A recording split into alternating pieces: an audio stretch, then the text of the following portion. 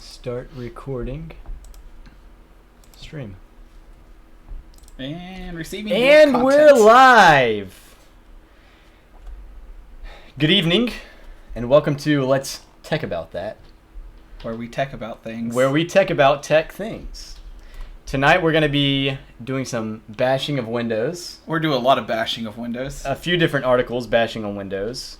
I'm going to give a short update on my project and tell you about how I'm an idiot. I saw that was not about the date. That was about something else. that you put that right under, I worked on my project a little bit, and then the next topic, I'm an idiot. So on our Google Doc, we have dates for each week. And it was probably me that got the date off. Last week, we had set to the 11th, which should have been the 13th. And so this week, I put the 18th, which should have been the 20th. Did I? Yeah, the 20th. So he, instead of just correcting it, he strike through lined the my date that I put. Yep. And replaced it with the 20th to correct it. Gotta get the credit. Just to kind of make a point about it. The Wow, date I look matters. really red. Anyway. This one's probably pointing more on you than me. They're both It's really fine. pointing on you. It's fine. Works for me.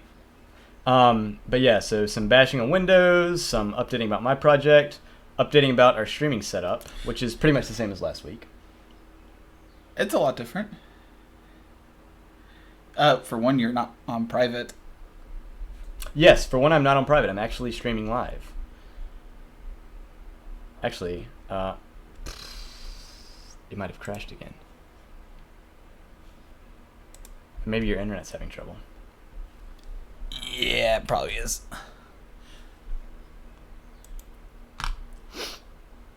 Oh, you know what? Let me log into my computer upstairs.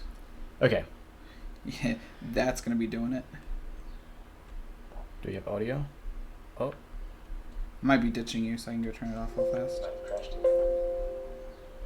Anyway, when I said it might have crashed again, I worked on a GUI for my FFMPeg command. So previously, probably the first 5 weeks, we were just streaming to... Well, actually, I take that back. For the first 4 weeks, we were using a demo of a paid multi-stream service. Wirecast, which can stream to multiple channels or RTMP servers or platforms or whatever you want to say. It can stream to multiple channels at once. So we had it streaming to my channel and streaming to his channel. And that worked for 4 weeks, but then you have to pay $500 to continue, and we weren't about to do that. Well, one of us was not about to do that. I was not about to do that. And then for 2 weeks, we streamed just to my channel, I think. Or maybe we streamed to your channel 1 week and then streamed to my channel 1 week. Yeah, we did yours first, I think. Then we just did mine. And then last week, we attempted to stream to both channels at once using an FFmpeg command, which basically OBS streamed to his channel, and then it also saved a recording, which was restreamed using FFmpeg to my channel, although my channel was set to private. My stream was set to private, so you couldn't see it. Command prompt just closed. Did it? It just crashed then. Do we need to switch it to MKV? Which is recording. Shouldn't need to. But we're having problems with it just randomly crashing. So I'll have a part 1 and part 2 again. Packet mismatch.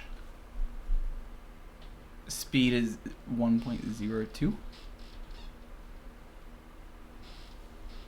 That should be fine, I think. So it crashed right at 4 minutes into it. That's pretty early. Let you get back up and... Oh, it might continue you. Oh, so it looks like it's continuing me. Which would be nice. You'll just have one stream. You'll have one stream with a 10 seconds missing. A nice little jump cut. Yeah. But anyway, in theory, we should be able to stream to multiple places at once now, using OBS to stream to his channel, and then using FFmpeg to restream the recording to my channel. Yeah. And if this does work, I am getting that server. Okay. I was thinking it has 2 gigabit Ethernet ports on it. It'll work if you have fiber. I don't need 2 gigabit Ethernet ports, but it has a gigabit, unlike the 10 or the 100 megabit this has. Okay. I mean, I still have 100 megabit up now, so it doesn't make a difference yet. But if you get fiber, then that would be great. Yeah, be really nice. So that's kind of our first topic is the streaming setup. Do you know what FFmpeg is? Because I don't know what it is. FFmpeg is a video re-encoder and apparently streamer. So say you have a .mp4 video and you want to change it into a MKV or a .mov or just rip the audio out of it. You can use FFmpeg to just rip the audio out and save it as an MP3. Okay, so it's and re-encode it as an MP3. It's just a re-encoder. Okay, it's like Handbrake. It can break?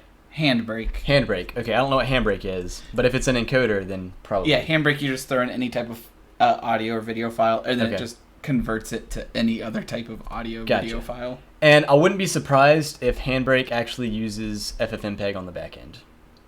Because things like Audacity uses FFmpeg. Oh, okay. I believe. But a lot of other projects also use FFmpeg as the back end for the encoding or for the streaming in this case. Huh.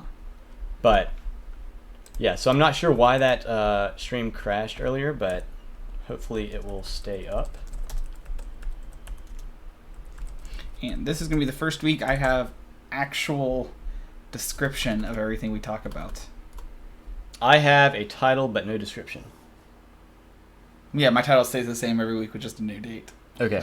Nephew Tech, let's talk about that. Yeah. 5/20/19. Whew. So that's our streaming setup. Everything else is pretty much the same. The camera, well, we moved the mic a little bit, hoping that it's more in front of us. Yeah. So you can hear our voice when we turn and turn. I think this is a lot better though, because if I'm talking to the camera, it's like a 10-degree difference versus if I'm talking to you. Yeah, it's and still the mic's about here. Yeah. 10 degrees. It's so you probably can't see the depth, but the mic's about 2 feet in front of our faces now, instead of even with our faces. Yeah, arm's length. So not 2 feet. Probably a little bit longer than 2 feet. I'm the world's smallest man right here. I guess I'll go over my project update, which basically involved unboxing everything, and that was it. Unboxing all my for the phone project. Okay. Unboxing. I meant to bring the screen, but I forgot. But the screen itself is as thick as this phone. Is it as pretty as the phone, or is it a black and white pixel screen? It's not black and white, but it's maybe 400 by 800 or 500 by 800 pixels. Okay. So not terrible, but not as nice as this screen, no. Huh. Also, it might be the resistive touchscreen rather than the one where you touch it with your finger. This is like the pressure one, I think. The one I got for the Raspberry Pi project, I think you have to pressure it because it came with a stylus and everything. And so we'll see how that ends up working out. But the good news is I'm an idiot, and I figured out how to receive calls on my phone. So, you know the screen that pops up when you're getting a call? Yes. What would you call that screen? A call screen. A call screen. What would be, say it was a different app and that screen popped up. What would you call that if a screen pops up on your phone? A notification screen. A notification screen. You know, a lot of Android phones, you can turn off notifications, right? Yes. Apparently, you can turn off. Apparently, you can turn off your phone. It's an app, so the phone app is an app. Okay. And like other apps, you can turn off notifications. Can you do it on the Android phone? Like, can I do it on my Galaxy? You can't on this Android phone. So I was going through my settings and saw that just notifications for my phone app were turned off. Is that why you can never answer a phone? That's why I can never answer the phone. That's why that screen never popped up, because my notifications were turned off. At least it never notified you. Never bothered, never interrupted. So now I turn the notifications back on. All right. So now I can answer my phone. So I fixed that problem. I'll probably still work on the phone project because it's kind of cool. Also, my volume up and down button is now completely broken. The rocker is all the way out. Yeah, so previously I couldn't volume up, but I could volume down. And now, you can't see this, obviously, but the little button that's here, the actual button itself that your finger touches, it fell off. Just fell off. So, that's no longer a thing. but I can receive calls and accept calls. So that's nice. We're going to skip the sponsor part of this real fast. This guy, I watch his videos all the time. Okay. And you were talking about your screen. Yeah. He made this video. I actually did this. We're going to go over him real fast, I think. Yeah. Yep. DIY perks. We're going to scroll down. This dude right here is a genius. It's just a normal laptop LCD screen. Okay. And you can buy little adapter boards. Yes, I've seen those. You can make it into an HDMI. So this is just... It's just a control board. Yeah. So like all the buttons would be on that, and all the conversion from HDMI to the laptop screen's native. I wonder if you could do it with a touchscreen laptop bar. Or not laptop bar. This whole screen? Yeah. And it's so you get possible. Because then those are laser thin. But then your tablet. But in my phone screen's going to be as big as a laptop. Stuff that thing in your pocket. So that would be really nice, though, if I could get a screen like this and somehow connect it to the Raspberry Pi. But I don't think that's going to happen. I don't think so. Because this is probably so Motorola specific that it's not even. Yeah. I wonder if you can do it with like an iPhone 4 screen. An older screen? Like an older cell phone screen. I'll have to look into that. Like the 4S was crazy mass produced, I believe. I'll have to look into that. And then see if you can get a stupid little controller. Yeah. I mean, by the time you get the controller soldered on, you're right back to your thing. Yeah. But then it's a really nice screen. Yeah. I mean, it's not the world's best screen, but it's better than the screen that I have. Yeah. At least it's actually touch, not pressure. Oh, man. So that was kind of my I'm an idiot comment on the doc. Oh. Okay, I thought it was way worse. I was expecting something like, I forgot that the phone carrier has to have some type of proprietary chip on the Raspberry Pi to communicate with the SIM card. No. Or some, outlandish idea. You do have to have a SIM card, but you don't have to have like a... Now, when you did the unboxing, did you do video unboxings? Are they on your channel? They're not on my channel yet, but I did video them. It was basically just opening the box, and people watch this screen is actually thick. The screen is thicker than I expected. Oh. I was surprised when people watching my videos of unboxings. I don't know if you saw that deal I posted, but there was a great deal on I RAM. opened it. It's 32 gigs of DDR4, 3200, I believe. Maybe. No, just 3000. For $130. So maybe prices for RAM are coming down. I think the deal expires in like a day or two, so check it out. I'll put a link down in my in the description of my video, because it looked like a pretty good deal. I don't know how much RAM you sell, but it might even be worth you buying a little bit of extra. Not that much DDR4. Yeah. A lot of DDR3 still. Still keep DDR2 in stock. I don't ever buy it. I just keep it. Yeah. And then there's a couple DDR sticks, but they're mostly just trash. Okay. Yeah, DDR3 still hot. DDR4, nobody's getting yet. Huh. Those are all the custom builds I use are DDR4. DDR4, yeah. But nobody ever wants 32 gigs. Yeah, I have 16 gigs. All my computers have and 16. it's fine. Yeah. And then you've got some topics. Some ranty ones. Not that I hate Windows 10 or anything. Well, maybe a little bit. Maybe a little. The one that probably has the most discussion on it. We at the 30-minute mark? No, 13. Oh, oof. Okay. Fast 14 minutes there. You say it's good. I say it's not good. Windows 10. Apparently you can now link your phone, Android phone, to Windows 10 to do text messaging. I don't like this.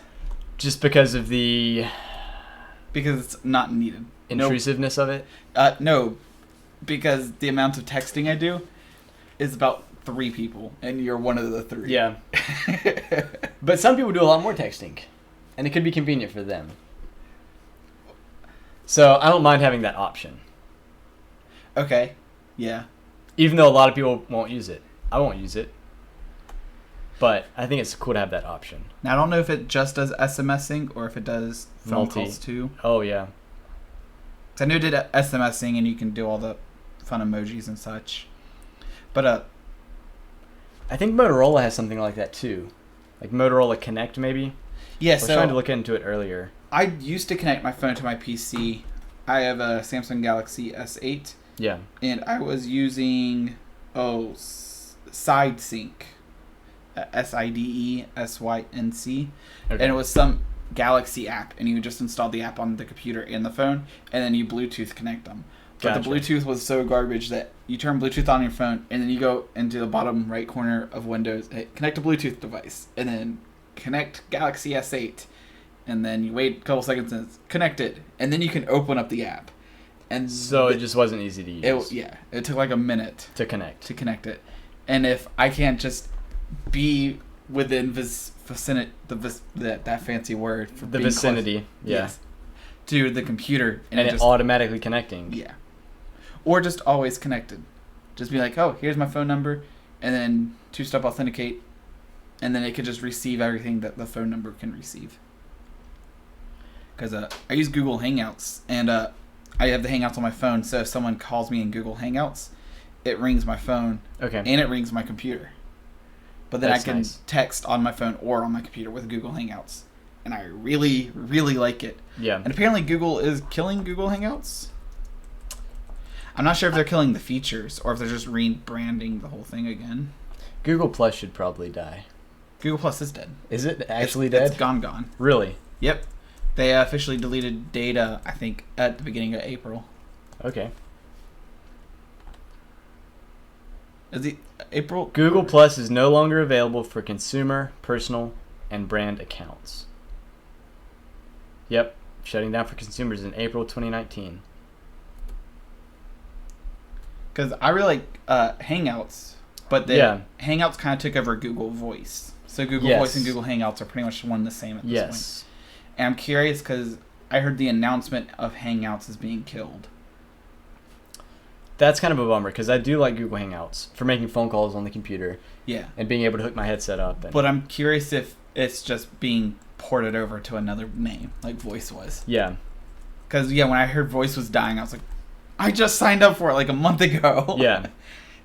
And then it's like, all the features of Google Voice will be in Google Hangouts. Like, oh, okay, It's cool. not that bad. Yeah. So it says Google shutting down Hangouts API on April 25th.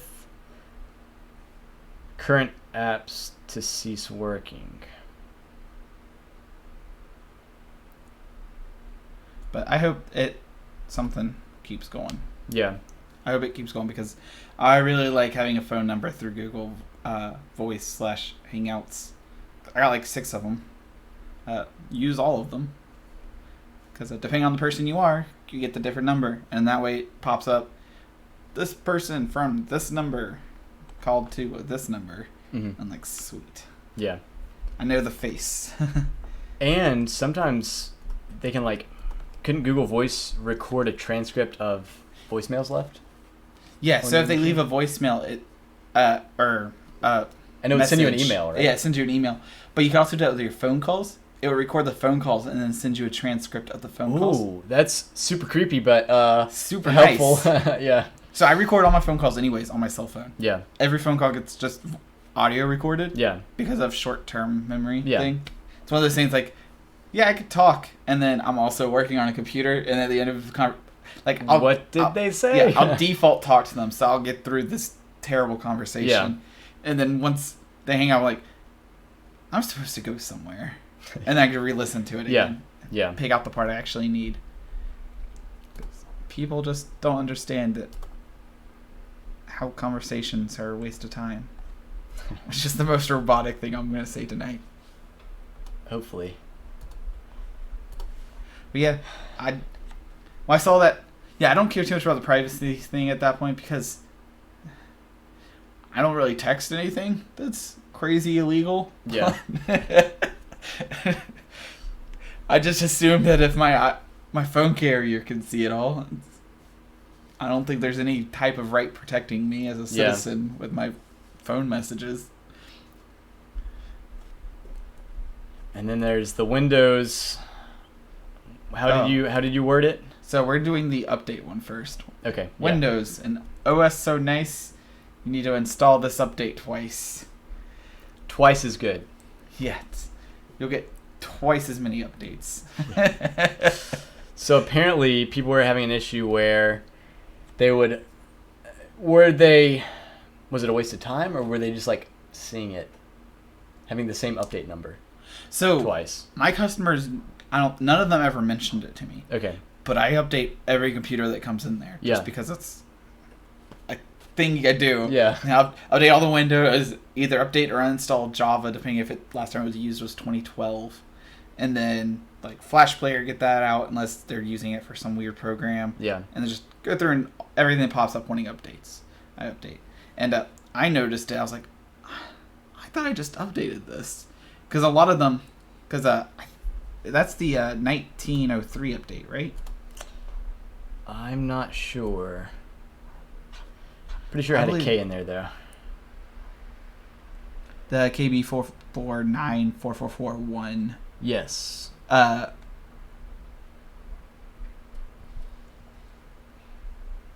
it didn't call... yeah, we can show it. They didn't call it that, I believe. Like, in the update. So if you see there on the middle of the screen, right where his cursor is, there's 2 updates that have the same... Do this? Yeah, nice. They have the same... 1809. Update name or update number. Yeah. Okay, so it is the 1809. Yeah, because a lot of them, I'll just update them. Because the 1903 or whatever update, I don't believe is out yet. Or it just came out. Okay. And once I see one of these big cumulative updates, I usually run updates one more time and then call it good enough. Because once you get the big cumulative update, there's not much more to go on. Yeah. Because there's going to be 1,000 of those little Windows Defender updates. Yeah. And so a lot of them I'll just update and I'm like, cool, good enough. And then I'll call the customer, they'll come and like, see, we got everything. And then it's like, anything you want to know. And then some of them say like, oh, well, how can I keep my stuff up to date? And the easiest thing to show them is Windows Update. And so it's like, oh, here's how you do Windows Update. And then the 1809 pops up again. And then that's the one how that you had just updated. Yeah, I was like, I could have sworn I just installed that update. And I was mind blown for a couple weeks. So you actually learned about it firsthand. But I didn't know it was a thing. Okay. I just thought that I was forgetting repairs. Okay. Like you work on 3 or 4 computers in a day. You can get them confused. Yeah, and you're like, I could have sworn I did it, but maybe I was too distracted with lunch. Yeah. Yeah. I don't know. And yeah, I didn't realize that it was a bad thing. I knew that I did it multiple times where I was installing updates. Which you should just install once. Yeah. How hard is that? Yeah. And then Microsoft comes out. Apparently, according to Microsoft, it's normal. Don't worry about it. So, you know what that means. Yeah. Expect it for the rest of your life. Pretty much. Unless you switch to Linux. Yeah. And then or Apple. Yeah. One of my friends, because I was talking to him about it today, and he said, wonder what happens if you're using an SSD and this does it write twice? Does it write twice to your SSD? That would be a problem. Yeah. And then on the lesser... Especially if it does it every time. Yeah. Because it's not a big deal if it's just one update. Then you're talking, it wrote twice for 100 megabytes or whatever. But then if it's writing twice for multiple updates, all of a sudden you're... Just doubling your Windows update, right? Yeah, and then one of the things I thought of on that was a lot of people where I do computer repair have that fancy word for limited data. NVMe? No. The caching or something? No, limited limited internet. Where, okay. Yeah, like Windows calls it a fancy word, but you get like 200 gigs a month. Yeah. And then after that, you have to pay extra. Hey, this one has updates. I can't believe we can't think of the word for this. Like bandwidth, Delivery maybe, optimization. Advanced options. Good God. There's way too many settings in here. iOS calling me. Yeah, I can't think of that fancy word. But when you have a limited amount of internet you can use every month before it's... A data cap or something. Yeah, a data cap. Okay. Before they start charging you outrageous, where they're like $10 a gig or something. So picture kind of small town. Kind of rural. Oh, really small town. Yeah, kind of rural. Not that many internet options, so... They have a data cap, and then if you go over that cap, just kind of like with your phone, if you go over that cap, all satellite options. Yeah. Wow. I mean, they have other ones, but some people have only satellite options. Yeah. And their internet speeds are like 3 down, 0.2 up. Wow. Like, it's garbage. And so even just downloading the Windows update takes 30 and especially minutes. doing it twice Yeah. is just a waste of their data. And then they bring it to me because their computer's running slow. And I'm like, it's fine. It's on your internet. Yeah, it's on my $80 a month internet. It's great. Yeah. But yeah, they just bring it. I'll just install the updates. And then this leads pretty well into the bricking your PC.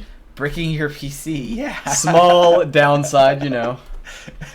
So sounds like a disclaimer on a following that Windows 10 bug. Oh man, I forgot what it is. If you do something very particular. Oh, it was about restoring, right? Yeah. So if you name the restore something specific, or let's see. I guess I actually not if you it doesn't matter on the name. It matters on if there's a certain update. Okay. If you install I think it's one or more of the big cumulative updates. Like I think that's what it is. I don't know for sure. But the problem is that with system restore. So if you do whatever it is, and then it boot loops the computer. So your Windows 10, you turn it on, it says, "Oh, there's a problem. We're trying to fix the problem," and it can't fix it. So, you go to system restore and you try to restore it to before the restore point. It will brick it. And there's a problem with the drivers or something, is what it says and it's here. a driver problem. Now this is really weird because I just built a nice high-end desktop. It had an i9-9900K in it. Like it sounds expensive. Like a $500 processor. Yeah. And he called me Sunday night. I was out playing some video games. He called me Sunday. I was like, "Hey, I hate to bother you, but my computer just blue screened on me." I was like, "Oh, don't worry about it." Because I just built it that week. So I was like, just when you turn it on, it's going to try to repair itself. It's going to fail. Because Windows 10 always fails on repairing itself.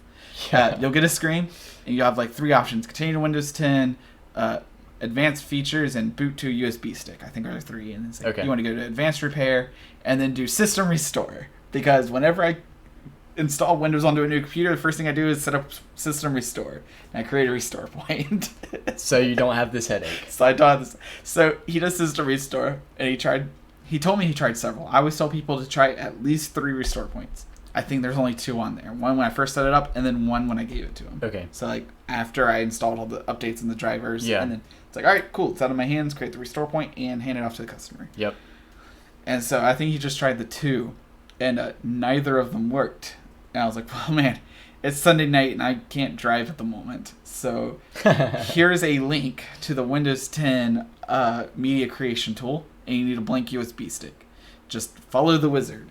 Because he's tech savvy enough that he was able to do that. And he ended up having to create a Windows 10 drive? Yeah, and just wipe his entire SSD and reinstall Windows. Huh. And I'm curious if it was this. Yeah. Because it was a brand new build. Because the one I installed, I believe, installs at the 1803. And then I have to install the updates. I just haven't updated to the newest. Because it changes every 2 weeks. It's easy enough to just install it and then run updates real fast. So I'm curious if this is what screwed him. It might be. In which case, I don't know. But That's definitely not your fault. It's not really my fault. No, it's not your fault at all. Okay, it was released 8 hours ago. So this So it's article was recent. written. Article by PC Gamer was written 8 hours ago by Paul Lilly. Yeah, but I'm curious if this is what happened or not. But I was like, hey man, you got any data on here that you care about yet? And he's like, no, not really. Not yet, yeah. I've used it for 3 days, still playing with the RGB. And I was like, sweet. We're going to nuke it. Follow this tutorial. If you can't get it, don't worry. I'll be back at work Tuesday. Yeah. Man, that's rough. Yeah, no, it's... So if all this has scared you away from Windows, go with Linux. Yeah. But first... A message from A our sponsor. Us. Us. My camera, his mic, his place, my laptop, his laptop, Your camera? my camera. I already mentioned that. That was the first thing I mentioned. It's an important part, though. Yeah. His streaming PC, My internet. his internet. For better For or what it's worse. worth. About $45 a month. Sponsored by Nephew Tech and Jmart Media. But if you would like to sponsor this show and get your name out there, get your business out there, heck, we'll put a big logo behind us. Yeah, we'll wear t-shirts. If you I'll put a provide sticker on the t-shirt. glass. You don't have to provide it. Just make it really cheap, like under $4. Yeah, that works. And include shipping in that. Not going to happen. Unless you're Amazon. Unless you're Amazon. Which, speaking of Amazon and Bezos, apparently NASA's going to try and go back to the moon. NASA? Do you follow outer space stuff at all? Not really. Not really? Just whenever Elon Musk hits like global headlines. Okay, yeah. Let's see. I don't have an article for this, but I can certainly look into it. NASA, I think they said they want to go to the moon by 2024. And do Go what? back if you believe that kind of thing, or, you know, Go there for the first time. go there for the first time if somehow you believe that the fact that they went 50 years ago and have not gone back since kind of bugs you. Well, why would they go back again? Apparently it was pretty boring up there. Yeah, it's probably not much to do on the moon. I don't know. It's their excuses, man.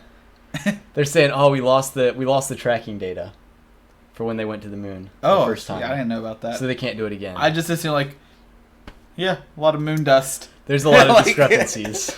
It's kind of like visiting the desert. A lot of sun, a lot of sand. Great experience. Don't Not really want much to do it again. Not much atmosphere. Yeah. I don't know. I'm not gonna say I don't believe that they went to the moon, but I'm gonna say if it was proven that they didn't go to the moon, I wouldn't be surprised. Huh.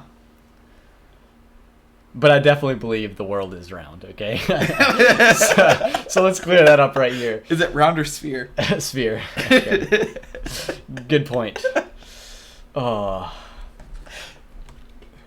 But anyway, yeah. So apparently NASA wants to go to the moon by 2024, and they're wanting blue ocean or blue moon, whatever Bezos's company is, to help them. They don't want Elon. Or maybe subcontracting it. I'm not sure why. Yeah. Elon could accidentally go to the moon on his way to Mars. Yeah, right? He's making test flights up there every weekend. Yeah, so there's Bezos expanding out more and more. And Musk too, you know. Oh. So it's not quite to the moon, but Google is apparently approved by the FAA to fly drones over your house in Virginia. A small portion of Virginia. You want to share that picture? Sure. It's on the LA Times. Well, let's say latte. LA Times. Google offshoot's drone delivery business is cleared for takeoff by FAA. So looking at this drone, it's definitely not a quadcopter. Actually, it might be a quadcopter, but it's not like the traditional with the propellers on top. There's like a 1, helicopter. 2, 3, 4, 5, 6. Are those on top? 7. Yeah, those are on top. 7, Oh. 8, 9, 10, 11, 12 on top, and then 2 in the front. So I'm thinking like some type of vertical takeoff and landing. So they can vertically take off, but it's so much more efficient to fly with wings, long distances. So I'm thinking that's going to be for landing and taking off. I wonder if they do a little bit to help keep it up. So that I think you're probably right. Don't have to. I don't know if it's more efficient to have 2 go super fast or 2 go medium and then a bunch go really low. I think it would depend on the motor. Okay. Depend on the KVs of the motor or whatever it is. Yeah. But I'm wondering how big that drone is. Does it have a size? This one's called a wing hummingbird drone. That was back in 2018. So that was last year. Because it looked like a decently sized drone. I don't see anything about weight even. Because I bet there's a weight aspect in there. Just for safety's sake. That's the end of it. No, nothing about weight on it. Not in this article, at least. So you said that was Google, right? Or was that Amazon? Google. Google. Yeah. Well, Alphabet. Yeah. A subsidiary called Wing. So it's a sister company of Google. Okay. Under the Alphabet umbrella. Yeah.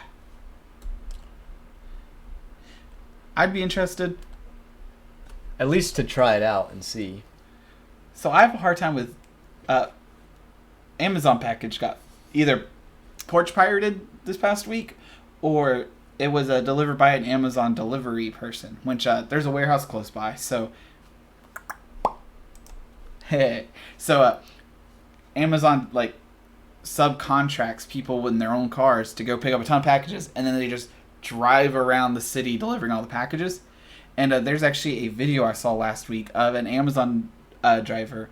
He goes and he puts it on the other side of their fenced-in driveway, takes a picture, because they take a picture of it to show that they delivered it, and then he reaches back over, picks it up, and puts it back in the car. And so it's a really easy way to porch pirate. And they had a security camera on their gutters. Which is how they caught the guy. Yeah, which is how they caught him. I doubt it was that sophisticated for mine, but I'm curious on what happened to the package. Yeah. I called Amazon 3 days later because they required 48 hours, and then I just forgot 48 hours. Called them 3 days later, and I was like, hey, I never got the package. It said it was delivered.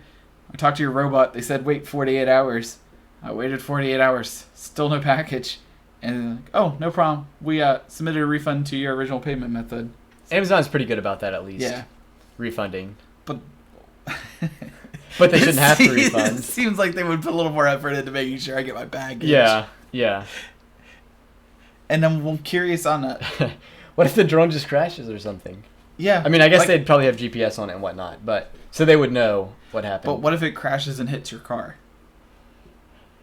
I think that's going to be a big... Like if it hits a bird. Legal thing, yeah. Because I think a bird could take this down. Probably so. But yeah, I mean, it's hard enough to trust just 1040K or whatever you call them, the independent contractors. The 1099? 1099, that's the fancy number for them. Yeah. Contractors. Tax codes. Yeah.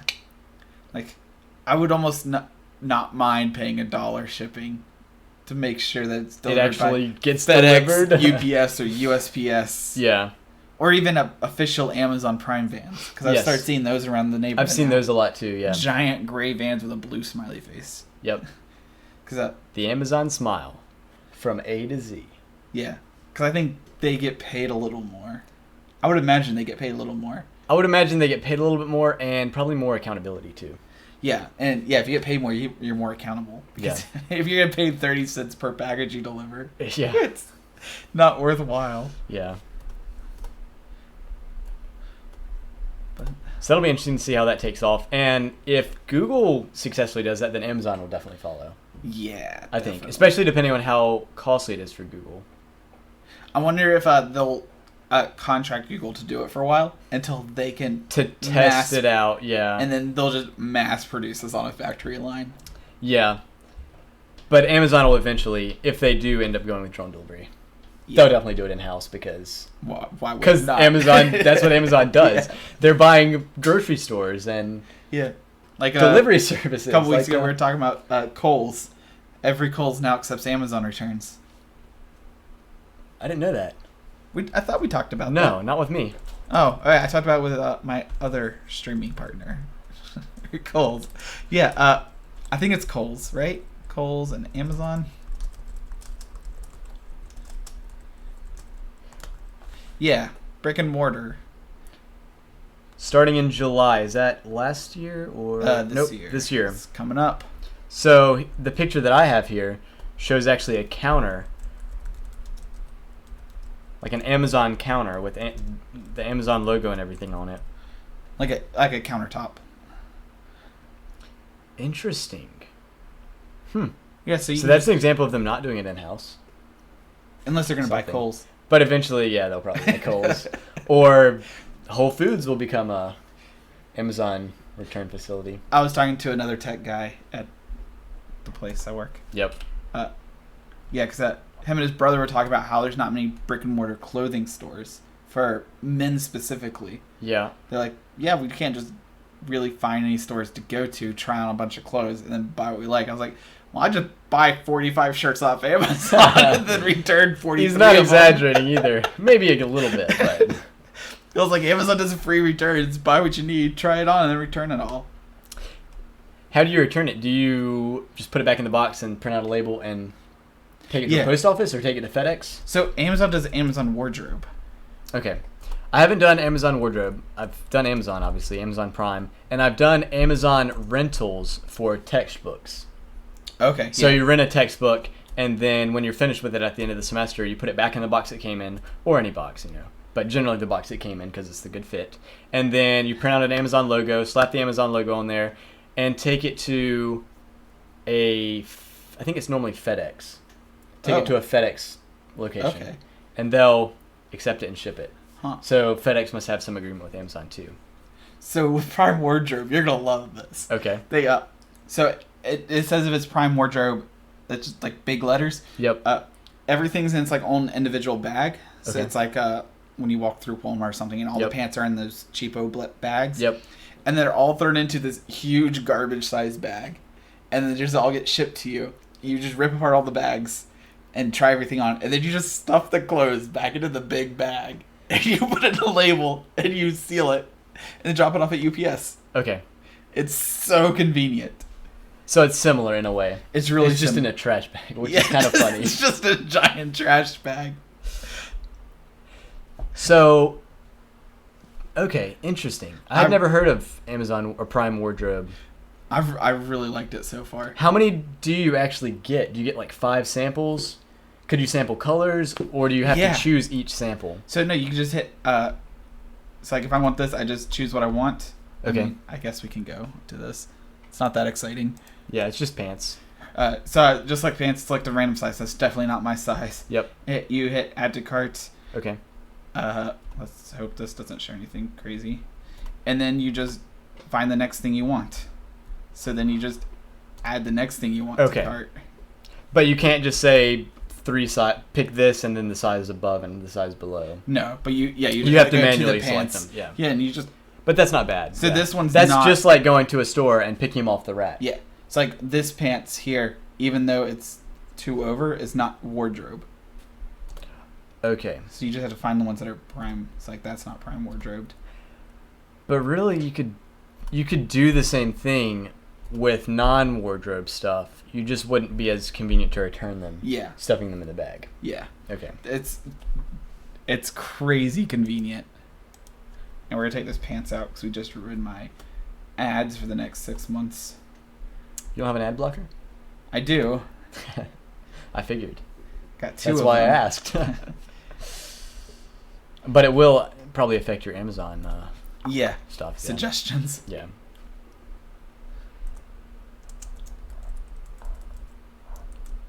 But yeah, and I've also used Amazon lockers, which is basically, you've probably seen a locker. I've never actually seen any of them. Okay. I can tell you where it is later. Okay. I'm not telling you where it is.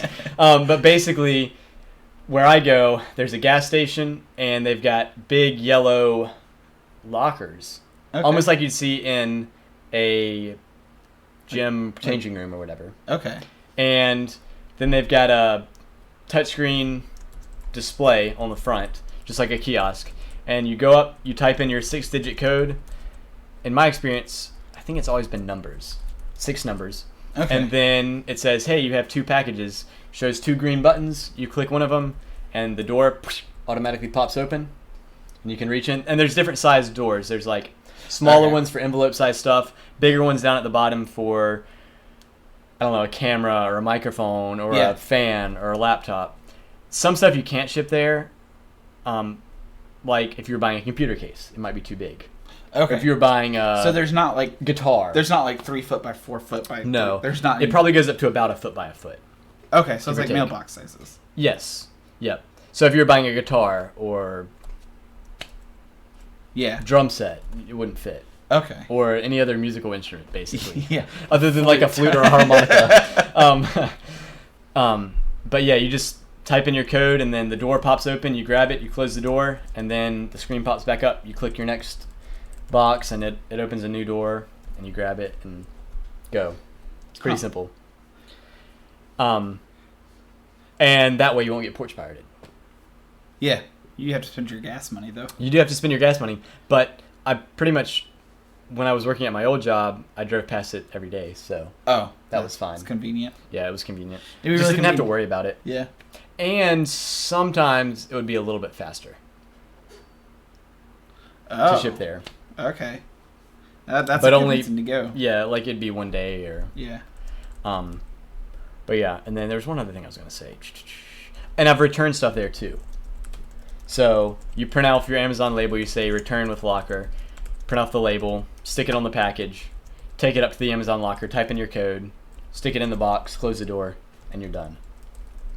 So it's essentially like taking it to a UPS or a FedEx. Okay. To return it, but yeah.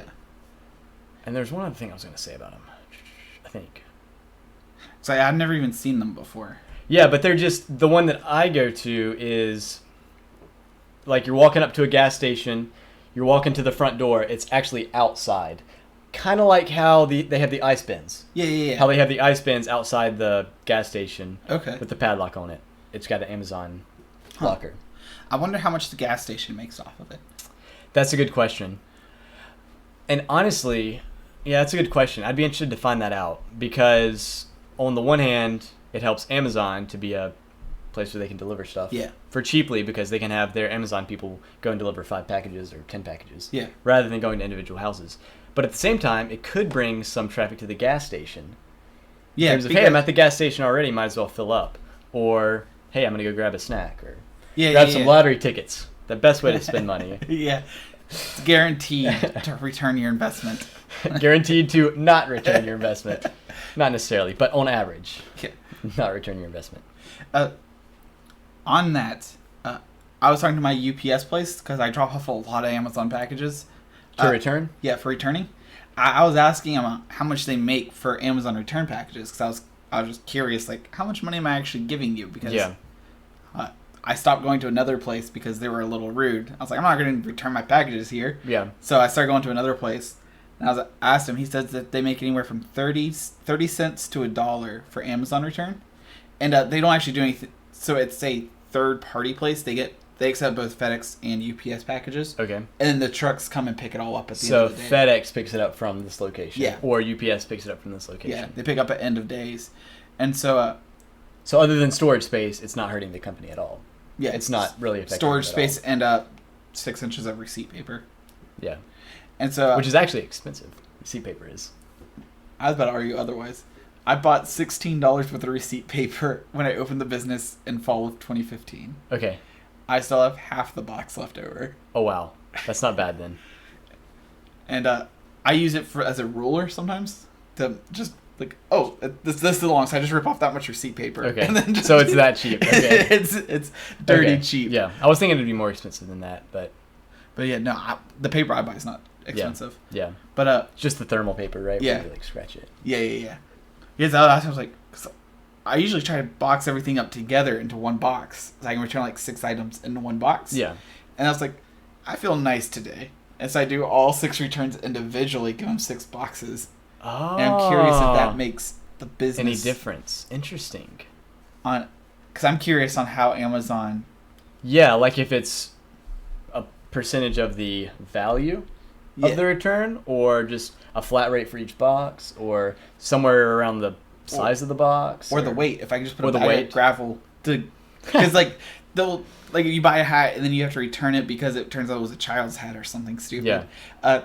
They'll put like a 2-pound weight limit for the postage, but then that hat weighs a tenth of a pound or something. Yeah. It's like, well, if I put in gravel, make it heavier, does my local business make more money then? Yeah, it'd be interesting to see how that works. And on the downside, Amazon's stuck with a baggie of gravel. Why? Yeah, they're like, imagine the person opening the box. I got a box of rocks. But yeah, because I tried to get into that when a local place closed down. I was like, oh, I can just accept packages. And I tried to get into it really, really hard. But there's someone else within a 10-mile radius or something. But UPS wouldn't allow it within a certain radius of other UPS pickup locations. Yeah. But yeah, I'm so curious because I'm waiting for any business opportunity. Yeah. Even if it is only 30 cents a package, it's still 30 cents. Yeah, with not really any extra work for you. Yeah. Scan, use your receipt. Yeah. Throw it in the corner. Literally. You wouldn't, but a lot of people would. Amazon has insurance on the package. Yeah. Oh. Good Lord. I think that's about all the newsy stuff. Yep. Raspberry Pi hasn't been touched since you touched it last week. Every week, I'll pick this thing up and set it back down. My Raspberry Pi, yeah. I unboxed all my stuff, like I said, but I haven't really started working on it yet. Be interesting to see if I can actually send a text with that thing. It'd be really cool. Yeah. Even if not for the phone, it would be kind of cool just to be able to put up a box in a remote location. And yeah. I can't wait to see the battery on this thing. Yeah. I'm not sure what I'm going to do about the battery. You can have it hardwired, like AC plug. Just has this huge cord hanging off of it. Just plug it right into the wall. Actually, I have a friend, and she has an older iPhone that's like almost completely dead. So it has to be plugged in. Constantly plugged into a battery backup. Oh man! So you just carry the phone around with like your little battery pack, USB battery pack, plugged in all the time. Rubber band holding it on. Yep. That would be a rough life. That'd be a rough life. My phone, it's pretty good compared to stuff like that. Now you got the notification turned on. Yeah, now that I got the notifications turned on where you can call me, or I can accept your call. Oh man, so I almost began to transition over to Linux this week. Which distro? Probably would have been Ubuntu or CentOS, but it's not because of how much I like Linux. I almost got a job offer for a Linux engineer, which is totally outside of my realm. When I say I almost got a job offer, I'm kind of exaggerating. I had a phone interview. That's almost a job offer. Yeah, that's pretty much a job offer. But the problem was I was so underqualified for it. They were in like 2 weeks you'd been qualified. But I wasn't gonna say no. Yeah, I know, right? Yes. I was about to slam the Linux knowledge. Like, screw it. I didn't work for 2 weeks. Yep. 12-hour days in front of a screen. Yep. So, but yeah, it was managing the transition of a ton of Linux machines. CentOS is a popular server-side, open source, free. I was thinking CentOS. When I was looking into it, they had a point-of-sale system that ran on CentOS. Yeah. That's where I heard the name before. Yep. So, oh man, I almost started to switch to Linux, but then it was just way outside my comfort zone and ability level. So I wasn't going to turn down the interview because I was hoping they'd have a junior position. Yeah. Or some mid-level position. It's always a good experience to have a phone interview. Yeah, for sure. But she said pretty much, we're just looking for a senior person to be in charge of this whole thing. Oh. Which would be tough to hire for. That would be really tough to hire for. Yeah. Because most people who are that good at Linux have a job. A sweet job. So, I don't know. I'm mostly looking for software engineering stuff or software development stuff, but I could be into Linux. I kind of want to get into Linux, but for an entirely different reason. There's a lot of money to be made in selling it to old people. I can imagine that. Because not having to worry about Windows. Not having to worry especially with all the stuff we talked about today. Yeah. Like, now with the Windows updates, you don't have to deal with any type of weird third-party stuff, but just have a simple Linux OS that you can wall garden off. Like Chromebook, like we were talking about last week. Exactly like Chromebook. Just not on a Chromebook. Yeah, that you can install on any computer. Yeah. Because then you can buy cheapo $80 laptops that are still really good. That's almost what these are. Yeah. And install that super snappy fast. Yep. Secure enough. Yeah, because there's less people writing exploits for Yeah. Linux just because less people use them. And the people that use them are generally aren't as susceptible to phishing or... they're techie enough not to click on the 5 things that doctors don't want you to know about. Russia or whatever. .ru. Very true. No offense to any Russian hackers out there, you know. There's none out there. They're all good guys. Fake news. Fake news. Oh. Man, I was watching an Alliance Tech Tip video. Okay. For their LTX Expo. They're doing the RC first car? person RC yep, cars. I saw that too. I was like, great. Steal my idea. They're working in a 2-dimensional space, though. You're talking about 3D. Whoa. Yeah. I thought it was pretty cool what they were talking about, though, because they're going to have a wheel that's actually connected directly to the controller. So they're not dealing with any like third-party programming. Which will mean latency. No more than working the stick, really. Yeah. Same with the pedal. Working that directly to the throttle on the thing. And then they really cheapoed out, expensived out on the headset. They just bought the prepackaged kit by DJI. Yes. So DJI, what they've got is going to be higher resolution than what we're using for the drones. Yeah. So I think theirs was 720 at max, which might increase the latency a little bit. But what we were doing was like 480 at max. Yeah, it definitely was. Which is, it's good enough. Good enough to fly. It's not great. It's not like as immersive as actually being able to see a tree. Yeah. That's true. Or how high in the sky over a street you are. But, you know. But both times I got stuck, I wasn't wearing goggles. True. I was eyeballing those. True. Not doing that again. Nope. Nope. Oh, man. But, yeah. So that'll be cool. I think the LTX, that's a cool idea, having that. They're getting their LAN area set up, too. Yeah. I was thinking we could definitely do RC cars and then build PVC ramping and bridges super dirt cheap. Yeah, there are some RC parks in the area. Really? So one of the places I played paintball at has a little dirt track. Oh. For cars, yeah. But man, if I was able to get an awesome source of income and afford a warehouse, I would totally do something like that as a hobby. Like if I could get that kind of income, you know. Yeah. At that point, it's like it doesn't even matter. But that'd be sweet. Park rentals are super cheap. Renting a baseball field or something. Renting the entire city park is dirt cheap. Okay. Have you looked into that for your we did other? That. Okay. Yeah, we did it. Yeah. It's not expensive at all. But it'd be nice to have a dedicated place. Even indoor would be kind of cool. Indoor would be really cool because then you can build on the walls and make full 2-story structures. Or even for drones. To a certain degree. Smaller drones, probably. Like maybe the 3-inch size rather than the 5 inches. But. Yeah. I was like, you go really fast with those. Yeah.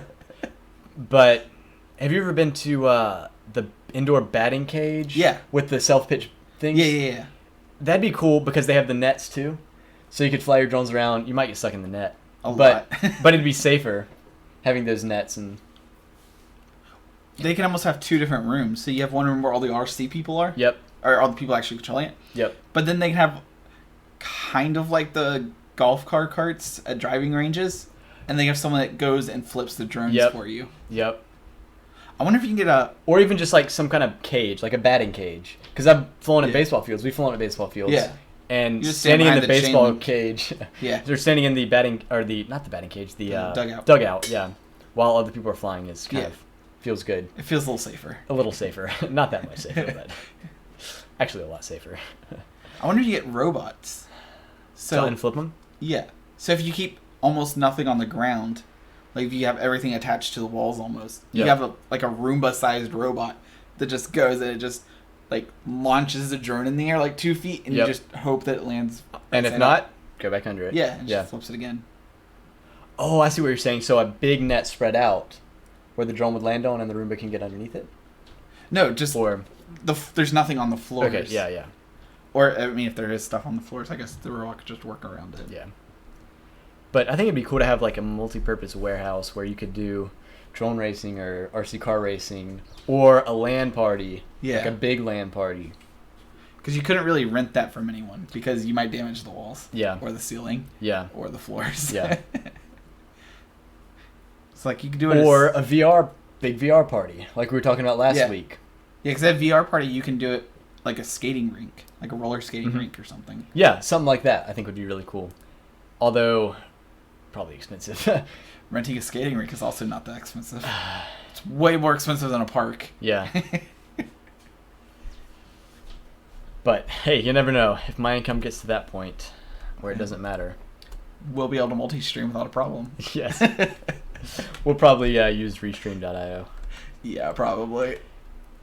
But yeah, going back to the FFmpeg stuff, I would love to get that set up on a cloud server. Because I have a server on the Google Cloud that's actually free because I basically don't use it. Okay. But I wouldn't mind paying like 30 cents each night we stream to use the server and like have an RTMP input and it splitting out the output to YouTube, and that way it wouldn't hurt on your bandwidth. When you're saying Google server, you're saying like Google Drive? No, Google Cloud server. So, okay, I wasn't sure if I can have the save of OBS save into like a Google Drive folder, so it auto uploads to Google Drive. Possibly. I don't know if OBS is going to work with that, but this is the Google Cloud platform. Okay. I'm not going to share this with you guys, but you can look it up. If you watch some of my videos, you'll probably have seen it. I never even heard of this. And then there's like the compute engine. It's similar to AWS, Amazon's web service. I don't know what AWS stands for, but it very well could be Amazon Web Service. I'm pretty sure that's what it probably is. But then, yeah, you've got your full Linux operating system here. It's Amazon Web Services. Yeah. But if you want to check out the Google Cloud stuff, it's free, and you can check out some of my videos on my channel to do that. But yeah, here's just a Linux box that you're connected to. That's really cool. Yeah. And so I have the lowest performance for the price because all I have on there is maybe a Discord bot that's not running and maybe a Reddit bot that's not running. Huh. But yeah, you can run like a Discord bot or a Reddit bot or Now, whatever. Is this pretty much the same thing as having hosting space for a website? Yes. Now, I don't know if this has... I don't know what the term would be, but if you can set up a web server on this. Yeah. Like if it has a public IP address or whatever. Yeah. Okay. I don't know all the fancy terms. I pay for the support, so I can tell people to fix it for me. Yeah. So I use HostGator, which is a few bucks a month. Yeah. Probably similar to what you're using. Yeah. Namecheap is what I got. Namecheap. Okay. I probably bought my domain through Namecheap. Or $40 a year. A year. Wow, that's really good. Yeah. I think that's what it is, but yeah, it's not bad. I didn't even buy the lowest package. Okay. Because I needed more. Yep. Yeah. $26 a year is what I bought. Wow, that's really good. Yeah, I had to 15, I had the two of the lowest ones. Yep. And then I was like, why am I having two of the lowest ones? When you can buy the second big one. So I canceled. I asked if I could just upgrade one of them and cancel one, and they said, no, we can't upgrade and give you the special price. So like, all right, canceling both. Yep. And they're like, all right, but you have to wait 3 days. I was like, that's fine. Yep. My website will be down for 3 days. Yep. Saves me $15. Yeah. But yeah, it'd be cool to set up something on the Google Cloud where we can just stream to one place here, and then it automatically restreams to Yeah. YouTube. And then I don't have to have which fiber. is basically, yeah, exactly. Which is what restream.io is. But it'd be cool to set it up and not have to pay a monthly fee. So you're kind of like Luke, but instead of creating a video sharing platform, you're creating a restreaming platform. Yes. Which actually, we'll see. Instead of float plane, it's distribute plane. Yes, distribute plane. Ugh. How did the float plane name come up? Do you know? No idea. I feel like I heard the story somewhere, but I don't even remember it. I just know if Luke's on float plane, it'll be sink plane, according to Dennis. you know. Did you watch the roast yet? I did watch it. I finished it off. With some pretty It was sick burns in there. I really liked it. And I don't feel like they took much out. Because it seemed pretty... Well put together. Yeah, it didn't seem like we were missing context. Yeah. I kind of wish Colton went up there. Yeah. He was stuck in the crowd. I don't know. I don't get the whole backstory there, but... Maybe they just don't trust Colton. To talk. To talk about Linus in front of a lot of people. Without the ability to not upload his video. Yeah. Live, in other words. Oh. We made it at 106. Yeah, I think that went really well. Yep. If you're still here, go to my channel And subscribe. and comment your favorite or a programming language on my SSD giveaway video. I've currently got 53 subscribers. When I reach 100, which is one more than I had last week. Okay, still made one more week. Yeah. You know how many subscribers I have? 2? Ooh. 2. Me and you. That's it. I subscribed both of them. Really? Yeah. You don't remember last week? I pulled up your YouTube and subscribed to yourself. Oh. No, I don't remember that. I did. But anyway, yeah. Go ahead and check out my giveaway video. Your chance to win is like 1 in 8 right now. So, pretty good chances for me to win. Yep. I'm going to get on my other channel. Make it 2 and 8. Or 2 and 9. Yep. That's how numbers work. That's how numbers work. That hasn't changed since last time. No, I think this went well enough. To announce it publicly? Or to anybody. Or to anybody? I've announced it to one person. The only people who know about it are people that I'm in business with. And or that's about it. Might be interested in streaming with us. Yeah, or sharing with Yeah. other tech people who already watch the tech news. Yep. Because by the time I know about it on Mondays, I've already told all my friends about it. Yep. To get their opinions on it. Yeah, no, I think it... Depending on how the audio quality is, I think it went really well. I think the audio is actually going to be pretty good because I listened to it for a second. Okay. And it was... You could hear it. And the fan wasn't overpowering either. Cool. It's kind of hot out here. So next it's really week, hot today. We're having AC. Yeah. That'll be great. Because you could hear it. And the fan wasn't overpowering either. It's not terrible. Cool. It's kind of hot out here. So it's really hot. Because last week was way too quiet. Yes. And yeah, we didn't stream to my channel, which was A disappointment. my fault. Totally. Well, I wasn't exactly on time last week. Well, I'll be there in 15 minutes. 5 minutes before we start streaming. Yep. And we didn't start on time either today, but We didn't? I don't think so. Maybe we did. I might have been like 2 We'll minutes say we late. did. How about we say we did? Yeah, no one else watched, so we did. But anyway, join us next week to tech about some tech news. And we'll tech about it. We'll talk about that. We'll tech about that. Not it. Tech about it might be